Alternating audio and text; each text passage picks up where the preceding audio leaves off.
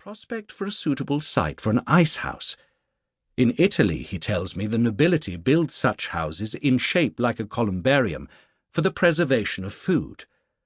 A broad round hole is made in the ground. It is lined with brick and mortared to make it watertight, and a dome built over it with but a narrow entranceway, so that it looks to a passer-by like a stone bubble exhaled by some subterranean ogre. The chamber is filled to ground level with blocks of ice brought from the mountains in covered carts insulated with straw. Even in the fiery Italian summers, says Rose, the ice is preserved from melting by its own coldness. So the exquisites of Tuscany can enjoy chilled syrups all summer long. Better still, shelves and niches are made all around the interior walls of the dome, and there food can be kept as fresh as in the frostiest winter. I was inclined to scoff at the notion. We are not Italian. We have neither mountain ranges roofed with snow nor summers so sultry that a north-facing larder will not suffice to keep our food wholesome. Mr. Rose took no offence, saying jovially, "Come, Norris, the air is sweet and my poor lungs crave a respite from plaster dust. You will wish to ensure my stone beehive is not so placed as to ruin one of your fine views." He plays me adroitly. At the mention of a vista I was all attention, my mind running away with me, as it has a propensity to do, in pursuit of a curious likeness. I was picturing his half-moon of a building, rising pleasantly from amidst shrubs as a baby's crown emerges from the flesh of its dam. Or I would perhaps surround it with cypresses, I thought, if they could be persuaded to thrive so far north. Then this humble food store could make a show as pleasing as the ancient tombs surviving amidst greenery upon the Roman Campagna. I let that last sentence stand, but note here, in my own reproof, that I have not seen the Campagna, or any of Italy. I must guard myself from the folly of those who seek to appear cosmopolitan by alluding to sites of which they have but second-hand knowledge.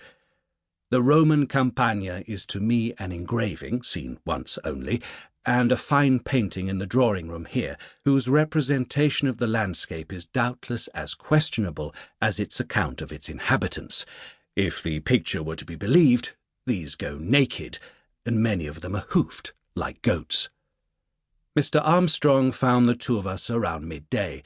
He rapidly grasped the little building's usefulness for the storage of meat, and, accustomed as he is to lording it over his underlings, began to give Mr. Rose orders as to where he should place hooks for the suspension of deer carcasses or pairs of rabbits.